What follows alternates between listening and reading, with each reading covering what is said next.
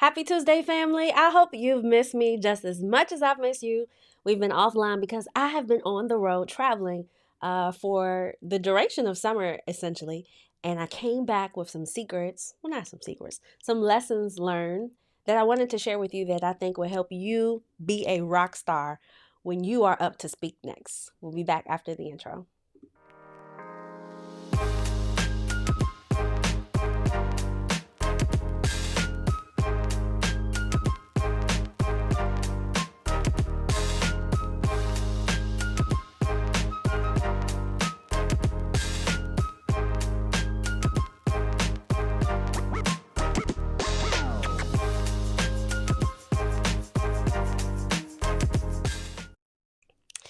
Well, happy Tuesday again. I'm LinnitaHosten, the host of the Excellence in Everything Live podcast and founder of Vocal Value, where we equip leaders with the mindset and skill set to become better communicators at home, at work, and with themselves.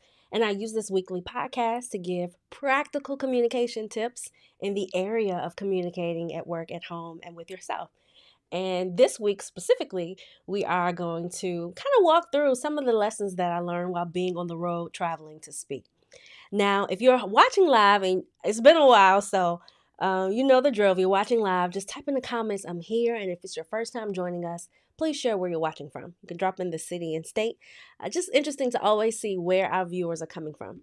And then lastly, if something resonates with you or you have a question about something that is asked or spoken about, ask it.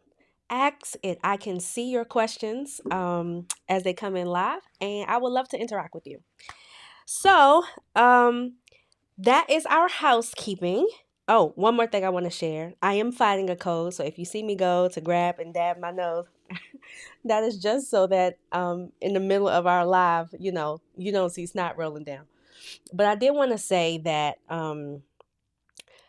it's always, and I say this to individuals who desire to increase their public speaking skills or become a more polished presenter. It's a privilege to be in front of others. It's a privilege when people give you their eyes to watch or their ears to listen, and especially if they give it to you for a substantial amount of time. So we're talking consecutively 15, 20 minutes, 30 minutes. That's a lot of time. And ears and eyes are the gateways to the mind. So when you're communicating, I feel we have the responsibility. Whatever we're sharing, it should always be of value and it should always be an add to the listener. It should always be an add to the listener. Hey, Cass. Cass is joining us from Maryland.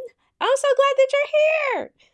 All right. So let's just jump right in. And this one, I'm embarrassed to say this happened to me, but these are my own tips, but the importance of testing your technology. So here's the backstory.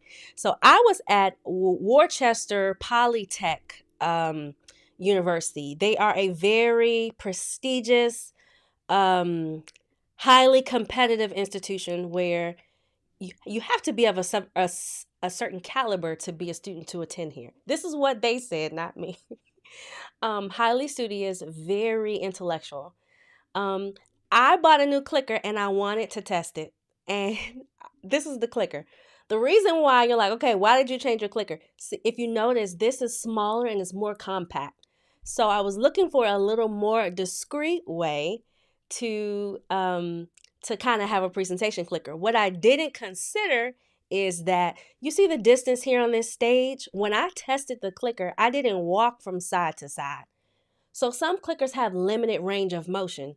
Now, I know that in my mind, but day of, as you're running through logistics and you're getting mic'd up, people are coming in, you're behind, which was all of the things happening here. That did not cross my mind. So midway in through my remarks, I was trying to advance the slide. It worked for the first few times as I was closest to the podium, but as soon as I walked away, it didn't work.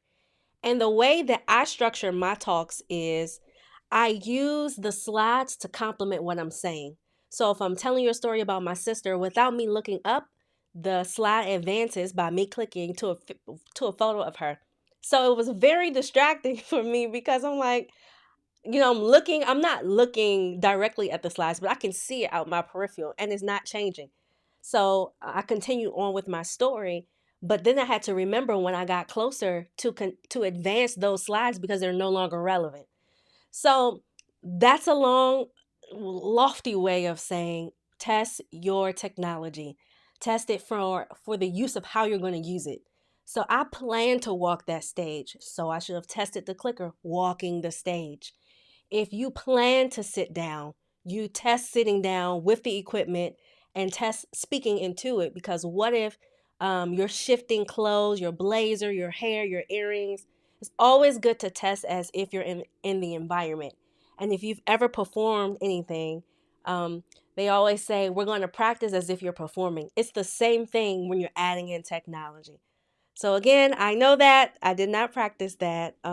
So what ended up happening, and I should have shared this, in the feedback form, one of the participants said, Linnita, you're awesome, but we should get better technology for you. You shouldn't have to worry about a clicker. Little did he know I was my own clicker that I bought to, I brought to the event. So that's the first one. Test all of the technology. Here's the second one. And this is not something that you really think of until you're in the moment, but making the decision, are you going to be on or off stage? And the two matter. When you're on stage, there's a distance between you and the audience. Now, depending on how many people in the room, sometimes you can't control that distance because you're placed on the elevated platform so that everybody whom is seated at the same level can see you. If you were to come down, then the people in the back who may be challenged in height, they can't see you. So there are environments where you should not change this. But then there are exceptions to the rule. And I always say there are opportunities for you to come off stage. It's just a matter of preference. So I'm going to play a video a little bit about the recap that I did at Fort Valley State University. And I want you to take notice of where I am on the stage. The question that you should be asking yourself at this state, what's my vision when I graduate?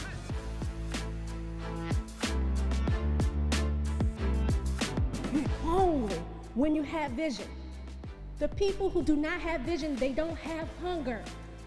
They don't have an appetite for a desire to achieve something. So that's why it's important to have the vision. It's going to fuel the appetite. And no one can give you that. That's a hard thing. She is such a great speaker. She was so encouraging. And just to know that there is someone who came from, not having everything, but made the best of it all and became so successful was so inspiring. As Director of Campus Life, yes, I would be ecstatic to bring in Ms. Hosten. The message was on brand and on point with what we strive for at the institution. She talked about networking. She talked about building your potential in your brand as you go through your undergraduate journey.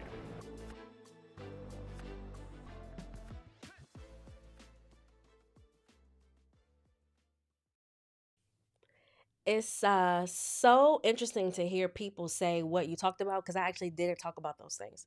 But that's not neither here or whatever, not whatever, but where was I on the stage in that video? Where was I? Where did you notice I was located? Now, I put this image here because I am on the stage. This is a really large stage. In fact, this room is larger than the amount of people who are inside of it.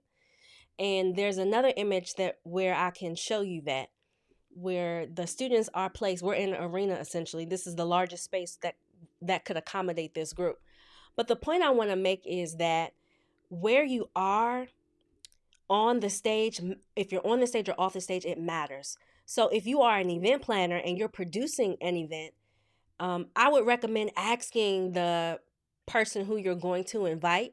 I would recommend asking them, I'm trying to adjust this camera, asking them, where do you plan to be? Do you plan to be on the stage? Do you plan to be off the stage? What's the tone that you want to set? Because distance from the people who you're speaking to makes a heck of a difference. So as you see here, I came off the stage to add an element of engagement. Now, the other thing that I noticed this month as I'm looking to update some of my marketing materials, and this is a takeaway too that I didn't plan to say, but a lot of the photos when I capture audience shots, The faces look like this because I guess if I had to describe it, there's more thought-provoking moments that require deep thinking than there are moments of having a lot of fun. And that's just my speaking style, but in updating my marketing materials, I realized there are not a lot of times where someone is smiling or someone is like laughing or doing something. So it made me think that I should look for opportunities to increase that. Because even this, look at this. This is how a lot of the images look when I am pulling from events.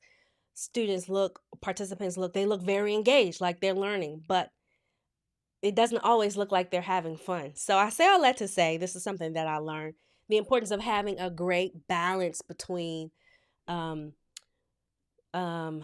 what's the word I'm looking for? Between being thought provoking and being like fun. People having fun. So part of that is actually thinking of like ways to move them, getting them up out of their seats, um, developing activities that will cause them to stand and or a few people to stand. You could also break them off into groups and have them talk. You could play a song, do a public sing-along. There are a lot of things, a lot of elements that you can add inside. What tends to happen though, and this is what happens with me, I come prepared to do a knowledge transfer. Like someone hires you because they deem you as someone who's knowledgeable in a thing. So in my mind, I tell myself I want to make sure that whatever I transfer from myself to them, they feel is valuable. Sometimes in doing so, I notice while it's thought provoking, highly like content rich, there's not a lot of movement with the audience. And some of my feedback this summer said that this was great, but could you add in some t-shirts to throw into the audience? Can you add like some candy? Can you add more? I got that feedback a lot. Can you add more like thrill, essentially? And so that's just something that I wanted to share with you if you're thinking about that. Cassandra said she noticed that I was in the middle. Yeah, I was. And that's a good point, too. In the middle of the room, not off to the side. Sometimes presenters, we get comfortable where we are, especially if someone that we know is in that proximity. So if someone that we know is on the stage left, right, well, then we'll tend to stay there and only look at them because that's our place of comfort. So I always challenge you, not just you, Cassandra, but anyone when you're presenting. I call it scanning, and this is not easy to do if you're not quite yet comfortable with your material, but you should be making contact with every person in the audience. And you should be doing it like this, like looking at them, like seeing every person's eyes. I actually learned that in pageantry. Eye contact is like the easiest way to create intimacy with someone, whether that's romantic or platonic, or you are um, conveying something that's of a level of seriousness. We do that when we're making eye contact. Think of what it feels like when someone's communicating with you and they're not looking at you. Think of how not intimate that is. So eye contact is such an easy element that we can add in. And when you add in scanning on top of that, it's pretty powerful. Excuse me. I was waiting for that to happen. I was hoping that it didn't. Okay, here's the last one. And I know all of these rules already, and I broke all of them. So I always say this, how important it is to use visuals in your presentation. Now, in my defense, this was my first in-person event in 8 months. I was rusty, so I felt. It turned out to be a powerful time. But you should always, if they have a projector, especially if it's more than 200 people in that room, or even more than 100, if there's more than 50 people in the, you should always use visuals. Because when we don't, we're assuming that those who have other learning styles, that the verbal learning style or auditory learning style is conducive to how they digest information. We are assuming that, and that is a poor assumption. We should always assume that everyone in the room has a different learning style. So if you notice, there's a whole projector that they prepared for me that is hanging down, and I did not use it. Part of the reason, lack of preparedness, because when you use visuals, I feel you have to know when to use them, and you have to practice with them. I didn't do that. So when I got to the venue, I told the client, she said, "Are you going to use the projector screen?" I said, "No, we're not going to use it today." She said, "Okay." And clients, that's not a deal breaker. And in fact, there are a lot of speakers who don't use visuals. There are also a lot of speakers who do not study adult learning. There are also a lot of presenters or speakers who are not conscientious that there are different types of learners in an audience. And that's what it means to really be a professional orator and to be of excellence in your craft. You're thinking about all of the elements of the people who are there. So I say all that to say, if there's AV equipment available, use it. What should be on your visuals? Images that summarize your point, um, not words that help cue you to speak about something. You should know your material so well that if the AV malfunctions, you will be okay. If it never turns on, you know your material from start to finish. The slides are not for you. The slides are for the listeners. They're for those whom are in the audience. They're for the visual learners. If you incorporate multimedia and examples inside of your presentation, then your visuals become elements of learning for those who are tactile or more hands-on. So they're not for you. The visuals are not for you. They're for the audience. And if you have an opportunity to use them, you should make sure you use them. So those are my key takeaways this summer. Definitely, they're not groundbreaking, but they're very easy to overlook when you have not properly prepared for something. Two, when you show up any less than an hour to the venue. Because think about this, when you're coming to an event, most people are going to come at least 30 minutes early. So if you're showing up to a space 30 minutes prior to you speak, it's likely that there may be people who are coming for your experience already occupying that space. You want to get there even before an early bird arrives. If you're a part of a segment of an event, meaning you're not the main thing, right? There's a lot of elements happening. You're doing a breakout session. Well, guess what? You should be getting there at the top of the day or at lunch, because that's the only time you're going to have to test your equipment or to work out any kinks in the room, like the seating arrangement, like how the participants are facing, like where you're putting the materials, where you're standing. Then you have to get there early. So these are questions that we should always be asking the person who is hosting. Tell me a little bit about the room. What equipment is available to me? What's happening before and after me? That's essential to know too, because you want to know how much control do I have in terms of time and adjusting the room. Sometimes you don't have either, but when you have that insight, you can make those adjustments. Now, these are things I want you to think about, things that I learned while being on the road. Let me know, what questions do you have?